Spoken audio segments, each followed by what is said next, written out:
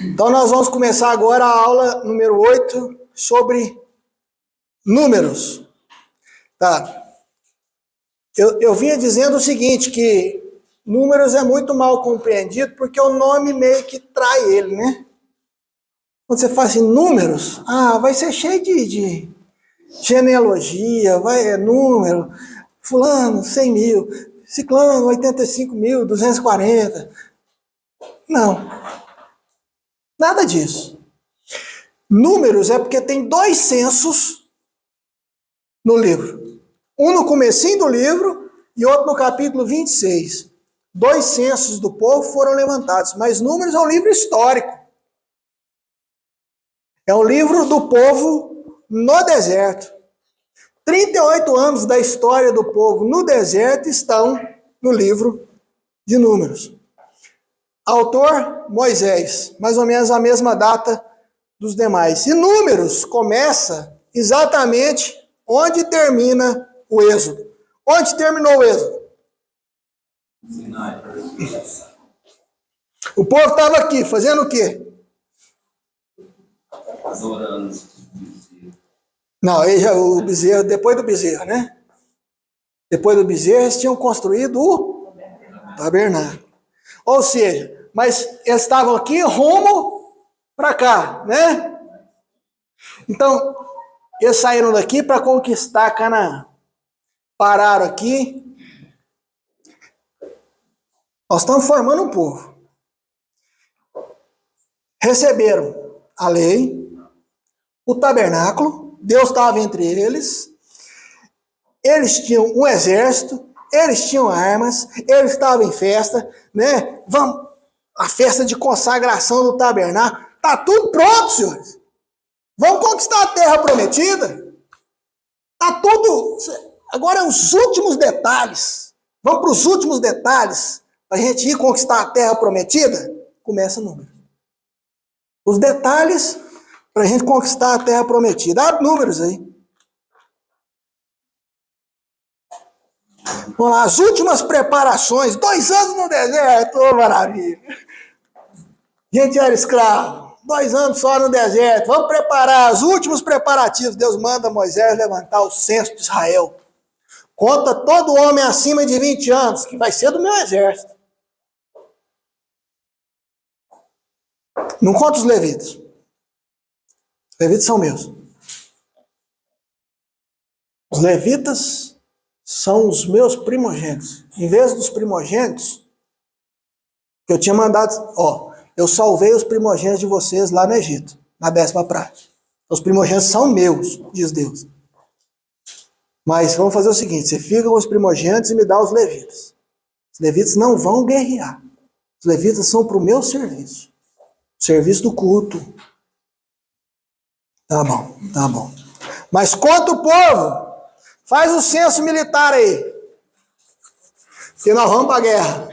Vamos conquistar a terra prometida. Tem mais.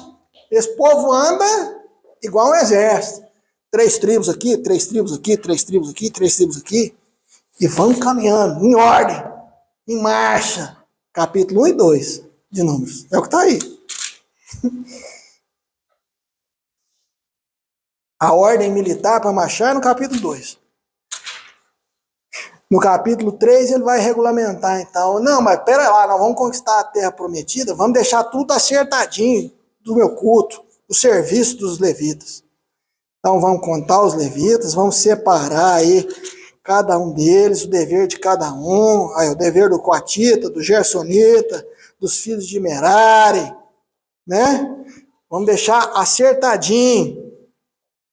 Eu não vou tratar da parte de legislação que está embutida em alguns capítulos. Vou contar a parte histórica, tá bom? Meu foco é esse. Mas no capítulo 3 e 4, regulamento culto, ótimo. No capítulo 6, então, chama o sumo sacerdote. Vamos fazer o que todo presbiteriano faz no final do culto. Lê para mim aí. Número 6, de 22 a 26.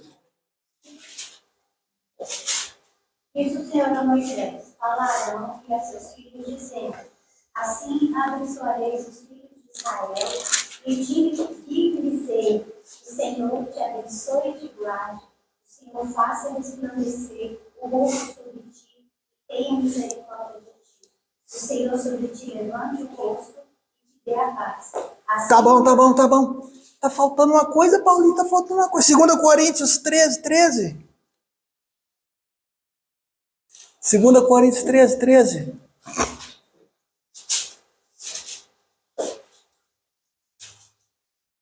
A graça do Senhor Jesus Cristo, o amor de Deus e a comunhão do Espírito Santo seja com todos nós. Senhores, como é que termina todo culto nosso? Tem gente que usa as duas, que começa na de Arão e vai para a apostólica. Tem gente que usa só a apostólica, mas todo culto nosso termina com a bênção. É o que está sendo feito aqui por Arão, né? Vão, senhores. Vão conquistar a terra prometida. Vão. O Senhor te abençoe e te guarde. O Senhor faça resplandecer sobre ti o rosto, tenha misericórdia de ti. Aí vem 2 Coríntios 13, 13. Se eu fosse pastor, eu tinha decorado, mas não decorei. Sou presbítero. Essa visão militar é interessante, né? E você falou aí, vamos abençoar, conquistar a terra. Se a gente transferir isso para o culto, é praticamente a mesma coisa, né? Encerrado o culto, abençoa. Agora, vamos para esses próximos 6 dias conquistar a terra para Cristo, né? Sim. Então, no capítulo 7 até o capítulo 9, o altar e os levitas vão ser consagrados. A maior festa deles, a festa que começava um ano, é celebrada e Deus está no comando. Números 9, 23. A nuvem vai no tabernáculo e aí fica claro. Segundo o mandado do Senhor, se acampavam eles. Segundo o mandado do Senhor, se punham em marcha, cumpriam o seu dever para com o Senhor, segundo a ordem do Senhor por intermédio de Moisés. Levanta. O povo levanta. Marcha. O povo marchava. Para. O povo para. O povo tem um comandante. Está no comando. Está tudo pronto.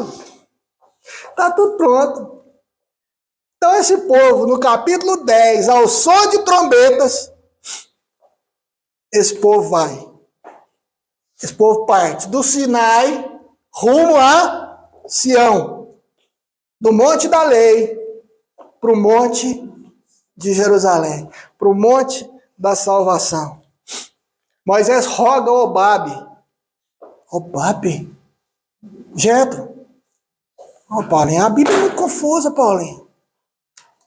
Obabe ou Jetro? Me responde, Honorato. Obabe ou Jetro, Paulinho? Não tem nada de confuso. Você me chama de Honorato, você me chama de Paulinho, outro me chama de Paulo. Por que a Bíblia não pode chamar de Obabe uma hora? Jetro outra?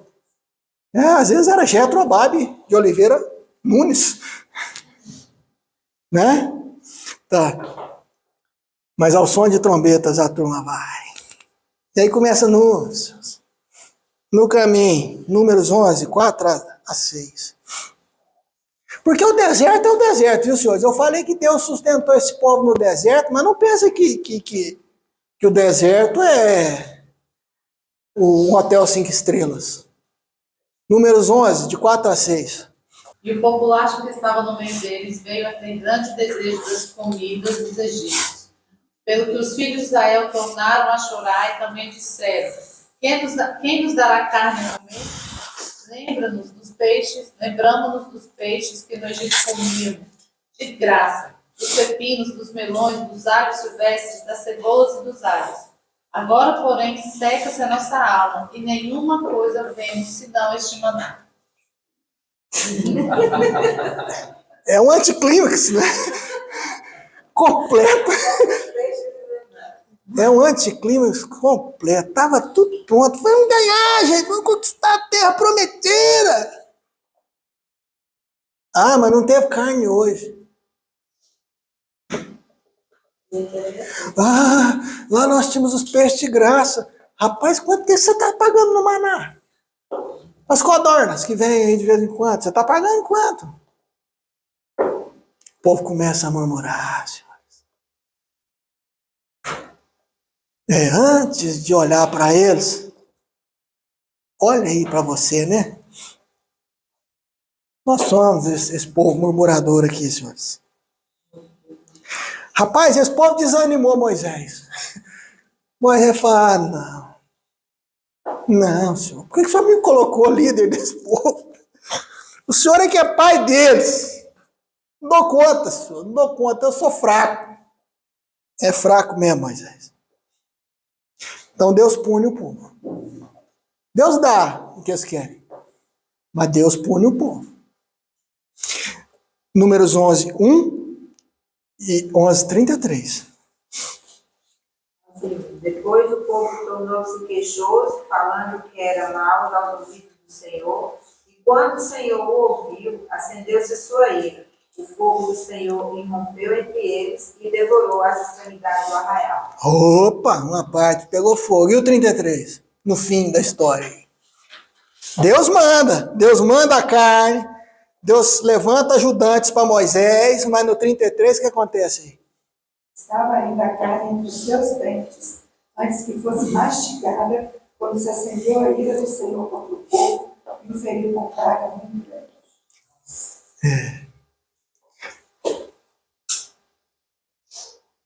E esse povo está no caminho, senhor. Esse povo está indo. Tá. Depois dessa, o povo não aprendeu. No caminho ainda, Miriam e Arão. Zípora, muito provavelmente, morre, esposa de Moisés. Muito provavelmente morre. E Moisés, então, toma uma outra esposa, uma cuxita. Não tem o nome dela, mas Cuxi é uma cidade que é Egito e Etiópia. Quando houve uma época em que a Etiópia sempre foi um reino abaixo do Egito, tomou conta do Egito, mandou no Egito, virou faraó. Né? Então, Cuxi é entre egípcio e etíope. Então, Moisés casa e Arão e Miriam ficam bravos e vão questionar. Isso, e vão questionar com Deus. Fala, não, Moisés não. Mas Deus, então, reafirma a liderança de Faraó. Mas aos trancos e barrancos, né? Depois de Moisés, gente, quem está falando Faraó? Moisés. Atrás vem Faraó, né? Então, o povo murmura uma vez, mas aos trancos e barrancos, em Números 13, de 13 a 20, o povo está em Cades Barneia, às portas de Canaã. Está tudo pronto. Falta nada. Vamos conquistar a terra prometida, senhores. 12 homens são mandados. Aqui é o maná, o povo colhendo maná. 12 homens são enviados como espias à terra por 40 dias.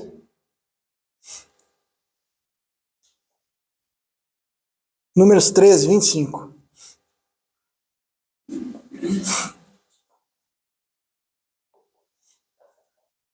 Ao cabo de 40 dias, voltaram de espiar a terra.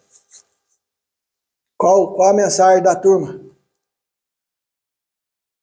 Não dá. Está tudo pronto. Nós temos exército, tem arma, tem Deus entre nós.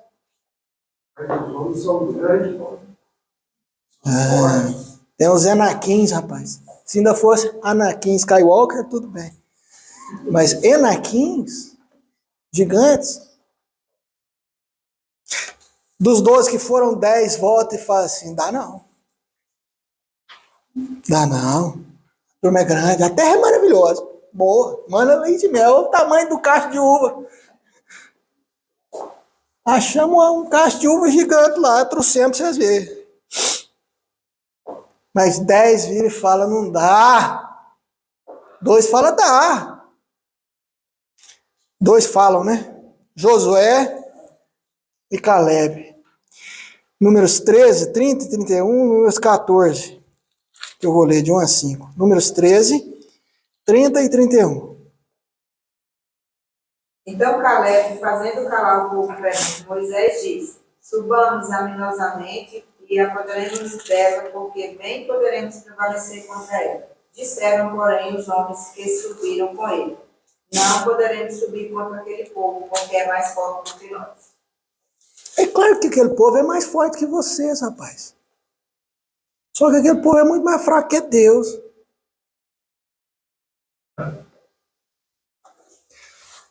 De 1 a 5. Levantou-se, pois, toda a congregação e gritou em voz alta. E o povo chorou aquela noite. Todos os filhos de Israel murmuraram contra Moisés e contra Arão. E toda a congregação lhes disse: tomara tivéssemos morrido na terra do Egito, ou mesmo nesse deserto. E por que nos traz o Senhor a essa terra para cairmos à espada e para que nossas mulheres e nossas crianças sejam por presa? Não nos seria melhor voltarmos para o Egito? E diziam uns aos outros: levantemos um capitão e voltemos para o Egito.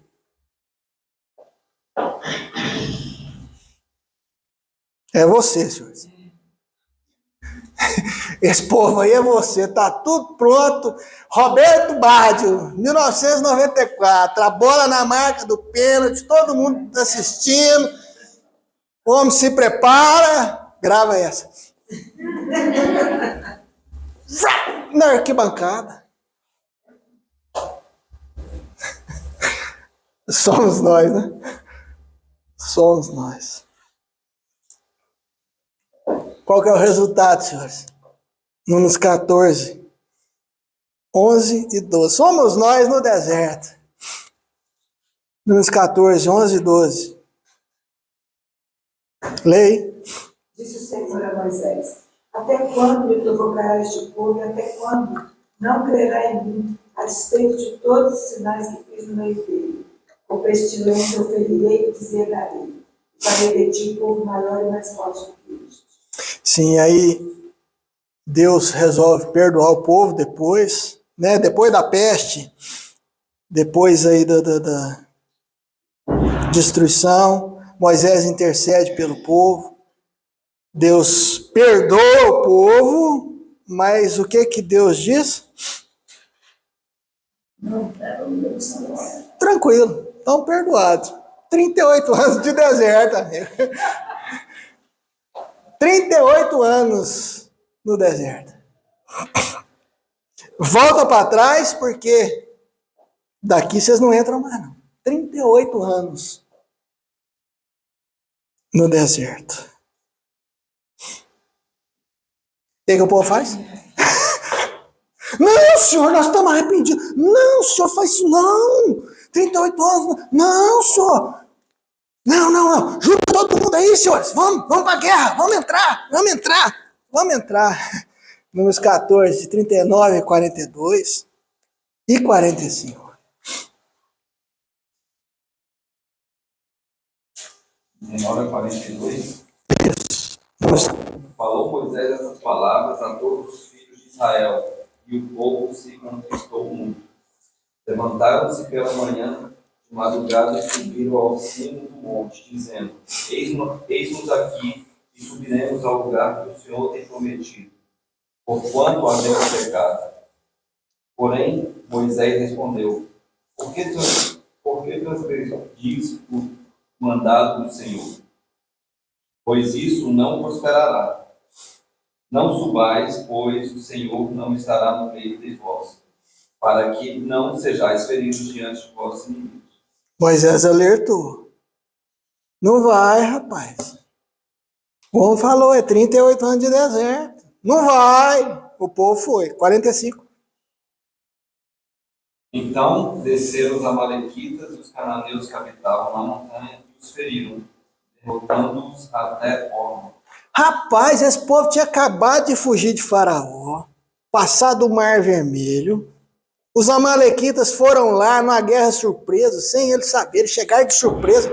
Nada melhor para vencer uma guerra do que chegar de surpresa quando o outro não está preparado. Os amalequitas foram e perderam do povo de Israel.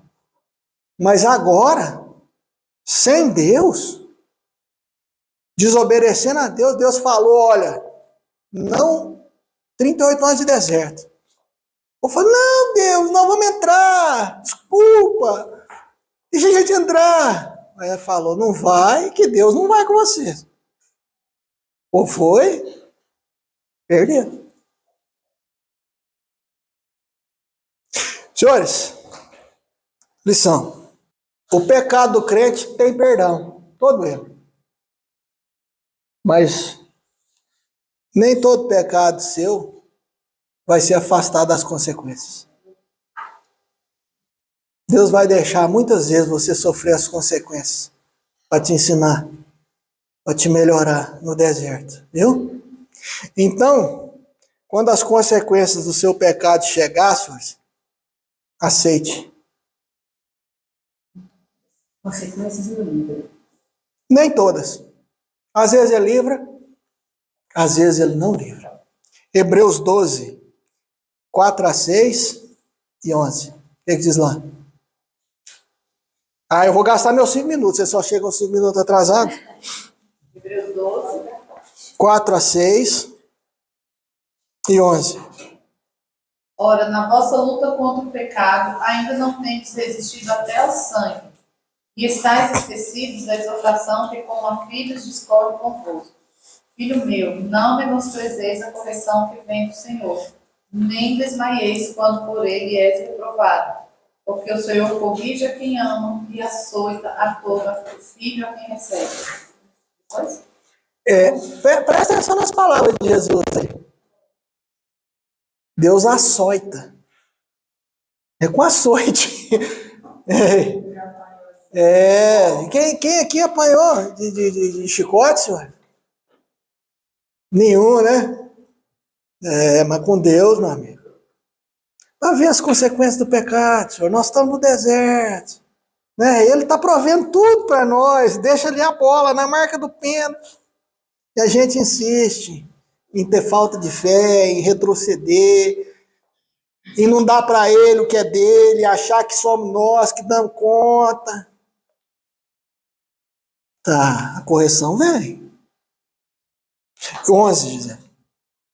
Toda disciplina com efeito, no momento, não parece ser motivo de alegria, mas de tristeza. Ao depois, entretanto, produz fruto pacífico aos que têm sido por ela exercitados, fruto de justiça. Mas ele faz isso, ele te corrige com um chicote. Não é porque ele é ruim, não. É porque você precisa. É porque ele é bom. Ele vai te dar a correção, deixar a consequência do seu pecado para te tirar lá na frente melhor do que você está. É o que vai acontecer com o povo aqui. Já estou encerrando, senhores. Só para dizer, lá no 16 e 17 tem uma outra rebelião. Rebelião de Coré, Datã e Abirão contra Arão e Moisés. E ali o povo vai se revoltar, Deus vai confirmar os líderes, vai matar os revoltosos e vai trazer uma praga para o povo. Cuidado, às vezes, igual o pai pode atrapalhar a vida dos filhos, a vida dos líderes pode atrapalhar o dos liderados. Cuidado, Coré, Datã e Abirão. Tá, e no 20, aí chega a vez de Moisés. Né? Já voltando, Moisés então dá uma rebeladazinha, que a turma começa a murmurar, tá faltando água, tá faltando água, tá faltando água. Deus fala para Moisés, vai lá e encosta na pedra lá, rapaz, que a água vai brotar. E Moisés, na pedra, e rebelde, né? Rebeldezinho, ficou bravinho. Tá, então tá, Moisés. Tá, a turma entra na terra prometida, mas você não.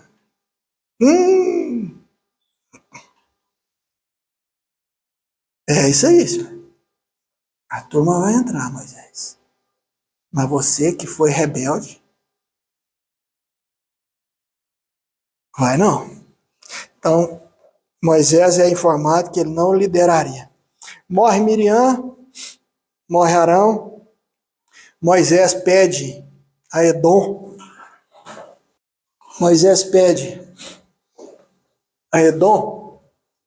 para passar no meio de Edom. Edom primo é descendente de quem? Esaú. Primo? Os primos. Ó, meu primo, vou passar no meio de vocês aí, eu pago a água. Esaú falou, não é mina, não. Dá a voltinha. Aí, para passar, eles têm que dar a voltinha. Percebam que eles não vieram por aqui, né? Eles vieram por trás, pela Transjordânia. A joia? Transjordânia, para cá do Jordão. Mas aí nós vamos tratar disso aí na aula que vem. Tá joia?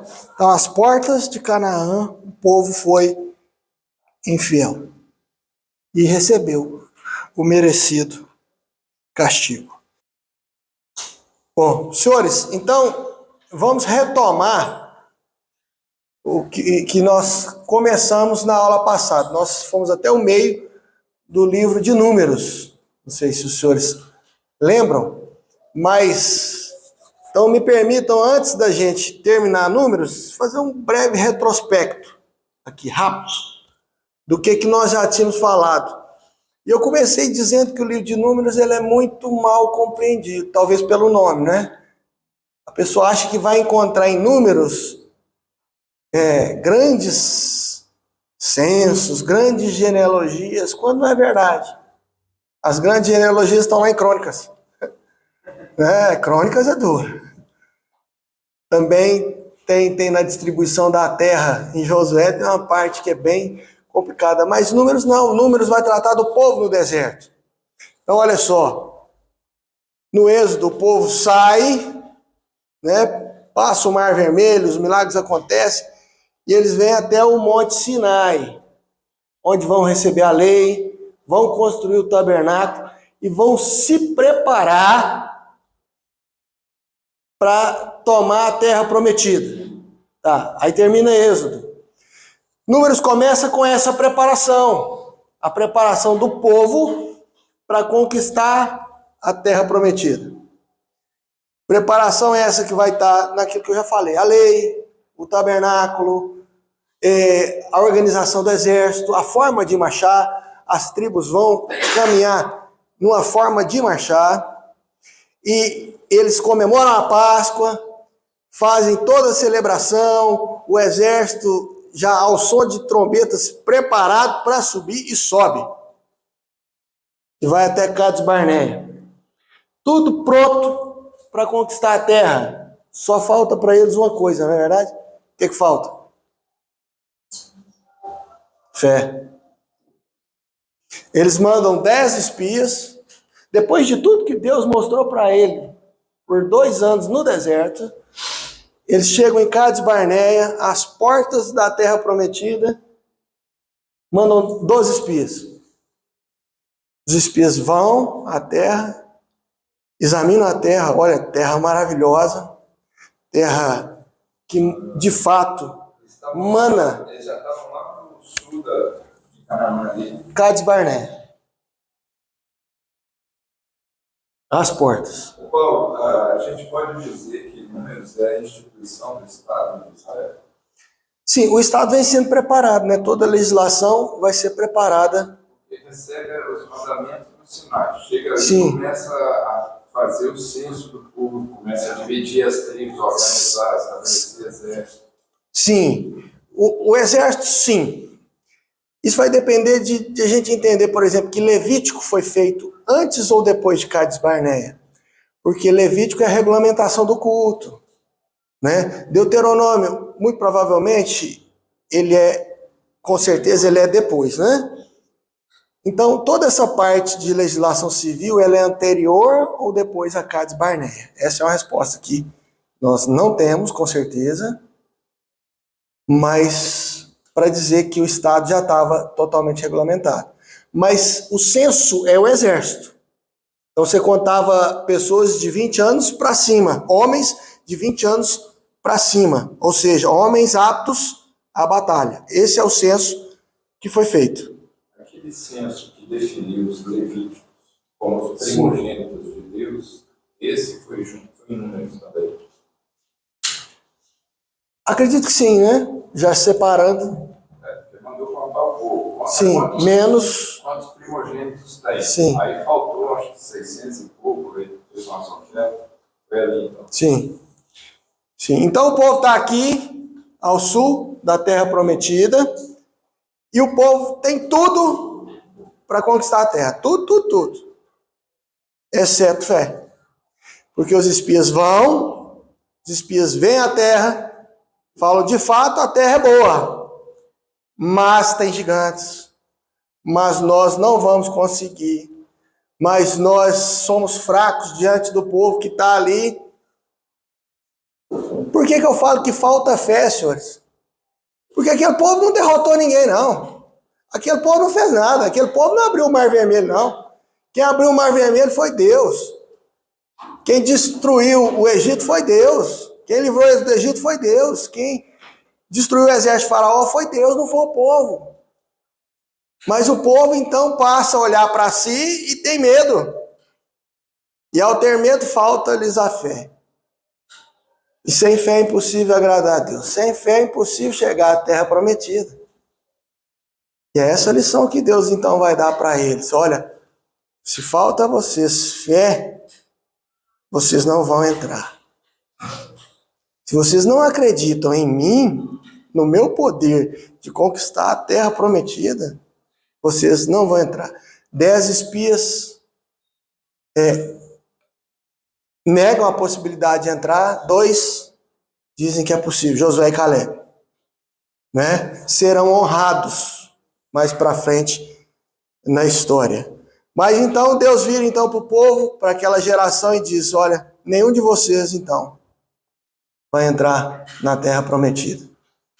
38 anos de castigo a mais Porque faltou fé. no deserto. Porque faltou fé. Porque faltou acreditar que Deus conquistaria a terra prometida Eles saem para da eles. escravidão e já começam a reclamar quando Faraó vem atrás deles e já começa a questionar, vai morrer aqui? Sim. Viu, Olívia? A gente não é diferente deles, não. Né? Eles viram o Mar Vermelho abrir. Eles viram o exército de Faraó morrer afogado no Mar Vermelho. Eles viram as 10 pragas. Mas não é porque a gente vê o maior que a gente tem fé no menor, não. A nossa vida é exatamente isso. E parece que é tudo muito momentâneo, né? Na hora que Sim. você vê ali, cara, Deus é demais. Aí passou aquilo ali, Sim. Maná cai do céu. você já esquece. Porque, para pensar na sua vida. Você estava morto. Nos delitos e pecados. Deus te salvou. Deus pegou você, um vale de ossos secos, e te deu carne. Te fez uma nova vida. Deus te ressuscitou. Você quer um milagre maior que esse? Se Ele te deu o maior, por que Ele não vai te dar o menor, senhores? No entanto, a nossa fé fraqueja em tantas coisas pequenas, né? Em tantas miudezas da vida, nós não enxergamos a Deus. O Deus que já fez a obra de ressurreição na sua vida individual.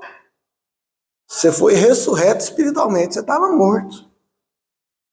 Então Deus já fez o maior. Por que Ele não vai fazer o menor? Se Ele nos deu o seu filho, por que Ele não vai nos dar juntamente com o filho todas as demais coisas que nós precisamos, né? Tudo que nós necessitamos. Então, essa é a lição, senhores. Aquele povo tinha tudo, só não tinha a fé. E aí nós paramos, né? Foi aqui que nós encerramos. Claro, depois que Deus fala, então vocês não vão entrar, aí o povo se arrepende e fala, não, vamos tentar. Tenta, perde a guerra, e aí vê, sem Deus não vai.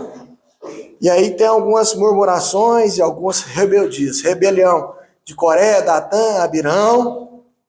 A rebelião de Moisés, onde Moisés então se irrita com o povo, e Moisés então se irrita com Deus, E Moisés afronta a Deus, e Deus então vira para Moisés e fala assim: Moisés, tudo bem, você também não vai entrar. Moisés, hein? Você não vai entrar. Então, as portas de Canaã, o povo é infiel, e aí nós seguimos. Do capítulo 21 ao capítulo 36, os 38 anos passaram rápido aí. Não é uma descrição desses 38 anos, não.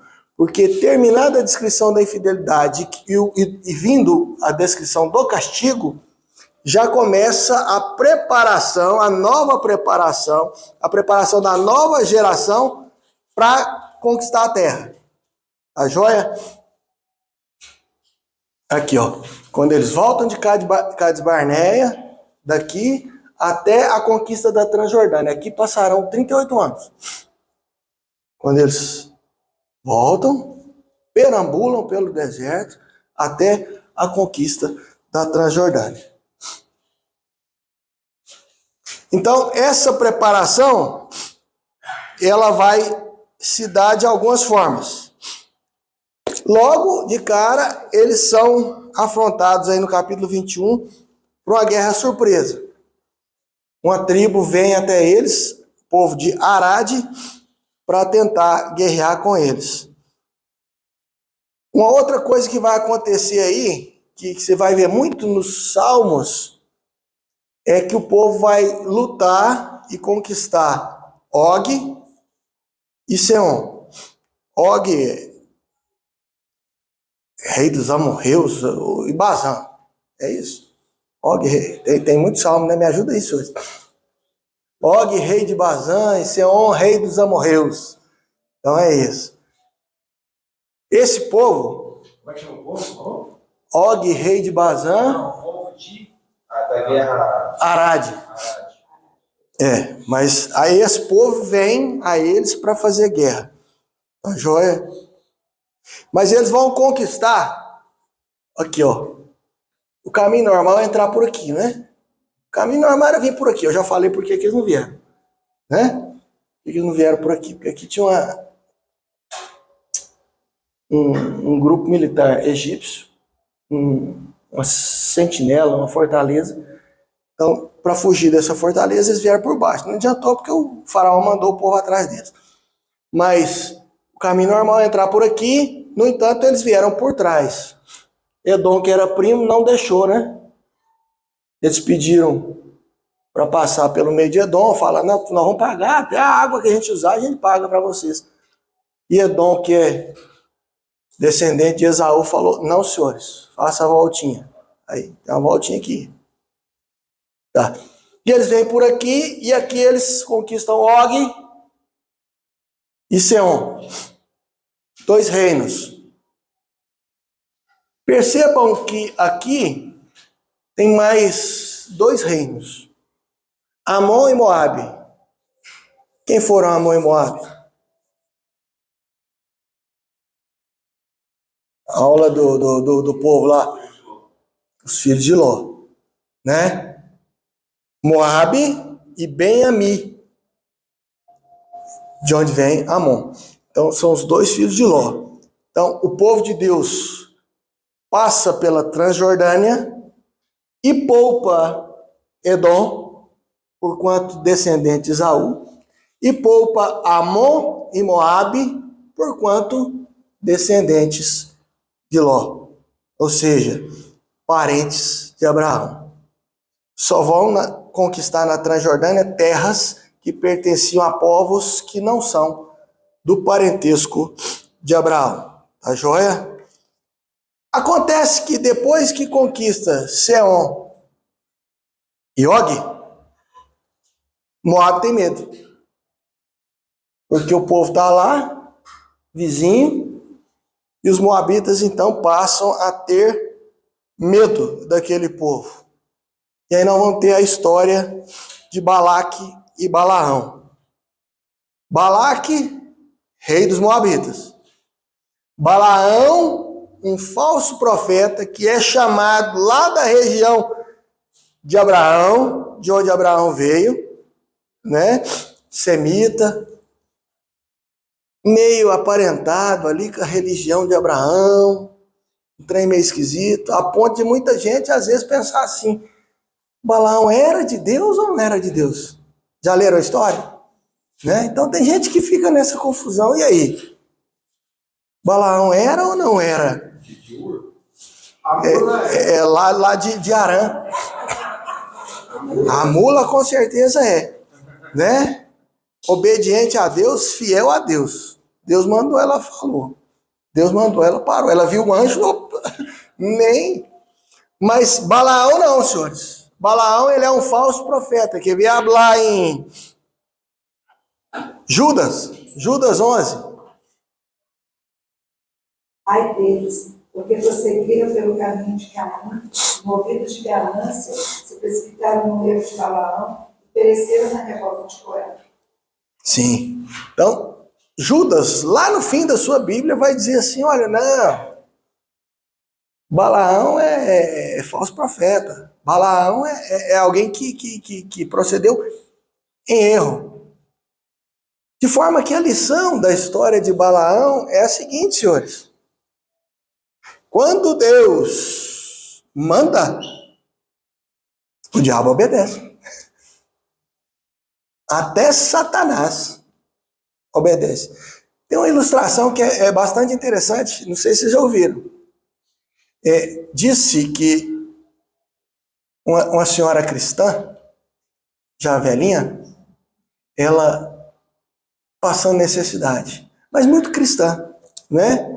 A comunidade a conhecia, a comunidade a apreciava, gostava dela, e ela sempre muito cristã, né? E sempre a orar tal, e passando necessidade. E um vizinho satanista viu aquilo. É uma ilustração, viu, senhores? Isso não aconteceu de verdade, não. É uma historinha. Mas um vizinho satanista viu aquilo. E esse vizinho, então, resolveu fazer o seguinte. Vamos fazer o seguinte. Eu vou pregar uma peça nessa senhora. Né? Ela é toda cristã, mas está aí passando fome. Eu vou comprar aí uma cesta básica recheada e vou levar para ela. E vou chegar lá e vou falar: ó, foi Satanás está te dando isso aqui, né? Daí comprou a cesta básica recheada e tal, todo alegrão, se algum satanista pode ser alegre, né? Mas todo felizão, e foi lá para afrontar e entregou. E ela: meu filho, obrigado. E ele esperando ela perguntar, né? Quem te mandou? De onde você vem? Quem é você? E a senhora nada. Meu filho, obrigado, graças a Deus, obrigado. Estava precisando demais. Aí falou para ela assim: mas a senhora não vai perguntar quem mandou? Falou: não, meu filho, precisa não. Quando Deus manda, até Satanás obedece. Por que isso? O que está aqui em jogo em Balaão é exatamente isso. Balaque contrata Balaão para amaldiçoar o povo. Amaldiçoar o povo de Deus. Moab estava com medo. No entanto, Deus vira e faz com que Balaão, um falso profeta, não consiga amaldiçoar o povo. Pelo contrário, bendiga o povo. Abençoe o povo. Diz assim: olha, esse povo é de Deus. Esse povo é abençoado por Deus. Nada vai derrotar esse povo, porque esse povo é de Deus. Deus força o ímpio a abençoar o povo de Deus. Não é isso que Deus prometeu a Abraão? Né? E Deus transforma a maldição, a perseguição, Deus transforma tudo isso em bênçãos na vida do povo. Lição, senhores. Uma lição aí. As portas do inferno, senhores, jamais vão prevalecer contra o povo de Deus. Jamais. Mesmo que Satanás apareça como anjo de luz e faça prodígios e faça bramuras, nós estamos debaixo da proteção divina, nós estamos debaixo do governo divino. Ainda que o mundo pareça estar de ponta cabeça, que todos os poderes estejam a lutar contra a igreja, senhores, Deus está no comando. Deus governa, Deus controla, Deus sabe e Deus permite ou não permite que as coisas aconteçam.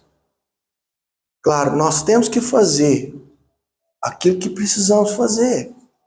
No entanto, sempre entenda que Deus está no controle. E se Deus quiser, tudo pode ser revertido a qualquer hora, a qualquer momento, para cumprir a vontade de Deus. Ainda que Balaque tente, das formas mais sutis e mais parecidas, vai buscar alguém lá da região de Abraão, alguém que adorava o El, de onde vem Elohim, para tentar amaldiçoar o povo. Nada disso haverá de cumprir o propósito. Tá. Mas então, é fadada a tentativa de Moabe de destruir, de amaldiçoar aquele povo. Então a geração vai fazer o que tinha feito no Sinai. O fim de Números é exatamente meio que a repetição daquilo que está em Êxodo. Quer ver? No capítulo 26, nós temos um censo.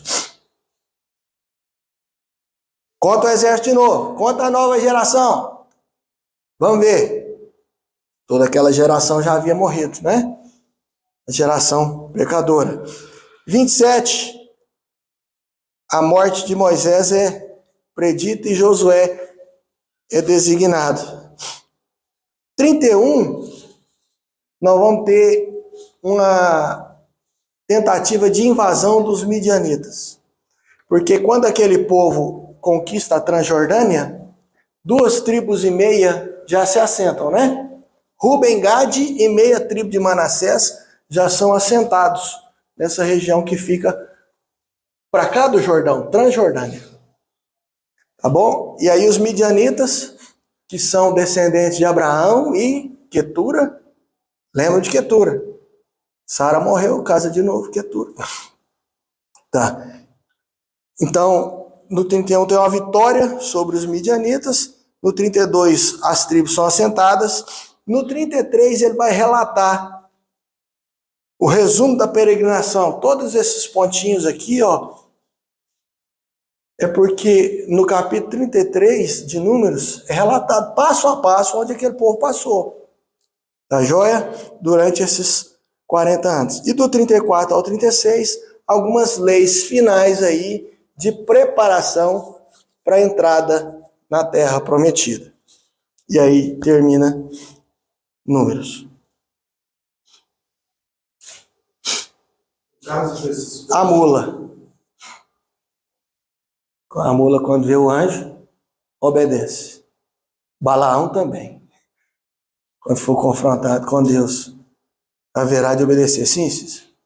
No caso daqueles pontinhos lá, a situação aqui é que eles já estavam às portas da entrada da terra de Canaã, e o próprio Moisés traz a memória deles toda essa tragédia, porque muitos deles, daqueles que estavam ali para entrar, já tinham, por exemplo, ponto 1, 2, 3, 5, já não era nem nascido ali, devia ser adolescente ainda. Sim.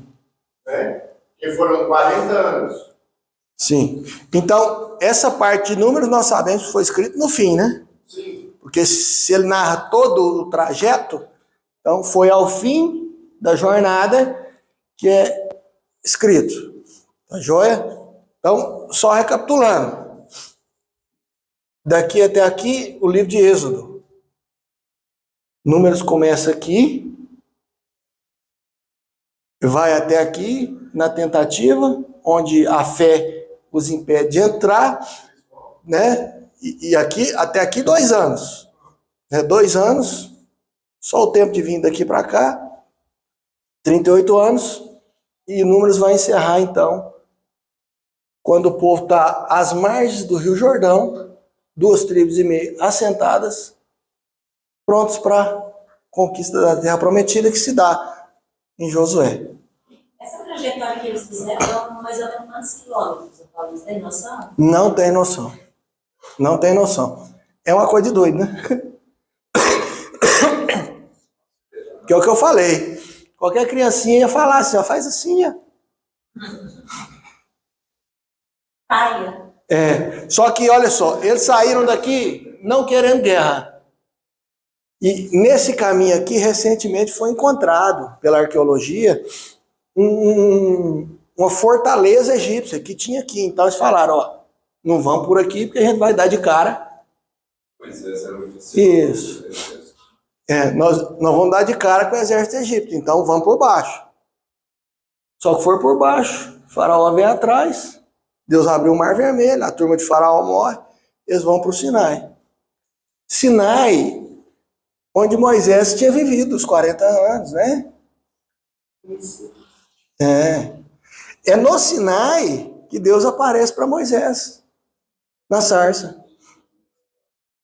Então Moisés conhecia, então eles descem para o Sinai para fazer a preparação. Fazem a preparação, sobe, a coisa degringola, volta. 38 anos. A primeira vez que Deus fala com Moisés é no Sinai.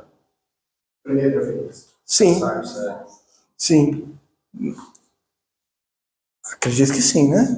Não lembro. Ia fugir, estava lá. Sim, ele estava lá, né, vivendo com Casado. casado com... Isso. Então, conclusão aí, senhores. Conclusão do livro de Números. Deus é fiel. Deixa eu ler, né?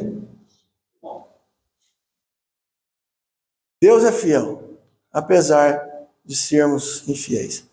Números é o livro do povo no deserto. A nossa situação, né? Nós estamos na peregrinação, rumo à terra prometida, mas nós estamos no deserto. E no deserto, senhores, Deus é fiel, apesar de nós sermos infiéis. Números nos remete a uma coisa muito legal, que é o seguinte: conta. Faz conta. Isso aqui é um hino, né? Conta as bênçãos de Deus.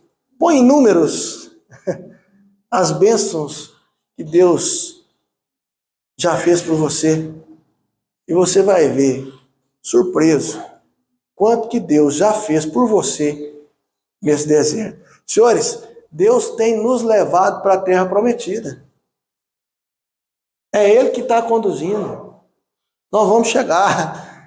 Para isso, no deserto, senhores, Ele nos ouve, Ele nos corrige, Ele nos protege, Ele nos sustenta, Ele nos edifica e Ele nos abençoa nos desertos da vida. Mas nos desertos da vida. Moisés tentou entrar. Moisés quis ser abençoado apesar da rebeldia. Não deu. O povo tentou insistir depois do pecado. E a resposta para o povo foi não. Por quê? Porque no deserto tudo isso aqui vai acontecer. Aconteceu com o povo e acontece com cada um de nós. Qual é a conclusão aí, senhores? Grande é o nosso Deus, que tem nos conduzido, tem nos levado pelo deserto até a terra prometida. Tá bom? Esse é o livro de Números. O autor fala que no livro de Números podia ter o título de Livro da Murmuração, né? Porque Sim. foi o período que o povo mais murmurou, mais Deus pesou a mão, mostrou, deu comida, deu cobra para morder, deu salvação das cobras. O povo não aprendia, né? Sim. Sim. Continuava murmurando. Sim. É o nosso retrato, né? Eu sempre digo isso. Aquele povo é o nosso povo, aquela raça é a nossa raça, nós somos parte do que eles foram. E, infelizmente, muitas vezes nós não aprendemos, né? Com eles, com os erros deles. Porque a gente vive a murmurar, Deus, porque... Ah, senhor, está pesado demais. Pesado, rapaz? Que conversa é essa? Você sofreu 80 anos nesse mundo, o que é isso? Se você sofrer, hein? Eu conheço a vida de todos vocês, ninguém aqui sofre, não. Vida boa. Mas se você sofreu 80 anos nesse mundo, que diferença faz em face da eternidade? Em face da eternidade, que diferença faz 80 anos de dorzinha? Não, não. É muito pequeno essa trajetória, esse caminho é muito pequeno. Nós vamos para a eternidade. Eternamente sem lágrimas, sem dor, sem sofrimento. Então, em bonança, ótimo. Em dor, ótimo também. Essa é a nossa peregrinação. Deus tem um propósito. Deus tem um projeto. Tudo pelo qual nós passamos aqui é para o nosso bem. É para nos levar preparados para a terra prometida. E essa é a lição de Números. Então vamos parar de murmurar. Segue adiante. Confia em Deus, acredita em Deus, tem fé e vai. Aconteça o que acontecer.